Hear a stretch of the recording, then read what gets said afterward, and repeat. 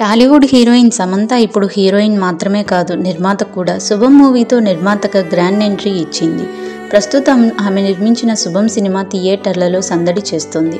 ఇప్పుడు నిర్మాతగా మారిపోయిన శామ్ ఇటీవల పలు ఇంటర్వ్యూలకు హాజరయ్యింది. ఈ నేపథ్యంలో ఓ బాధాకర సంఘటనను వెల్లడించింది. తన తండ్రి అంత్యక్రియలకు వెళ్తుంటే కొంతమంది సెల్ఫీలు అడిగారని గుర్తు చేసుకుంది.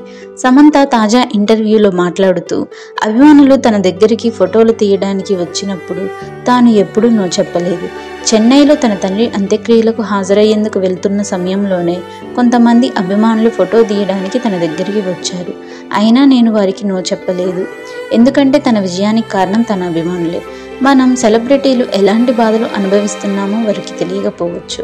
అందుకే నేను ఎప్పుడు అభిమానుల ఫోటోలకు నో చెప్పను అని ఆ సంఘటన గుర్తు చేసుకుంది. ఆ రోజును గుర్తు చేసుకుంటూ, డిసెంబర్లో నాన్నగారు మరణించారు. నా తల్లి నుండి ఉదయం ఫోన్ వచ్చింది. నేను వెంటనే ముంబై నుంచి చెన్నైకి విమానంలో ప్రయాణించాల్సి వచ్చింది. కొంతకాలంగా నాన్నతో మాట్లాడకపోవడంతో నేను షాక్కి గురయ్యాను. నాలో ఎలాంటి స్పందన లేకుండా విమానంలో కూర్చుండిపోయా.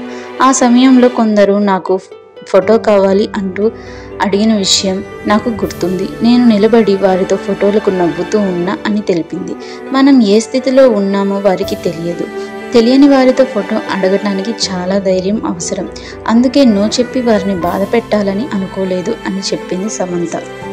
ఆ సంఘటన తనను ఒక సెలబ్రిటీగా ఉండటంలో ఎదురయ్యే ఇబ్బందుల గురించి ఆలోచించేలా చేసిందని సమంత పేర్కొంది.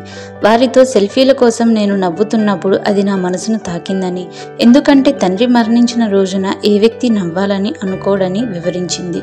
ఇది పూర్తిగా వేరే ప్రపంచం అని సమంత తెలిపింది. ఇక సినిమాల విషయానికి వస్తే, సమంత బంగారం అనే మూవీలో కనిపించనుంది. మరికొన్ని ఇంట్రెస్టింగ్ ఫ్యాక్ట్స్ కోసం సబ్స్క్రైబ్ చేసుకోండి NA Facts తెలుగు.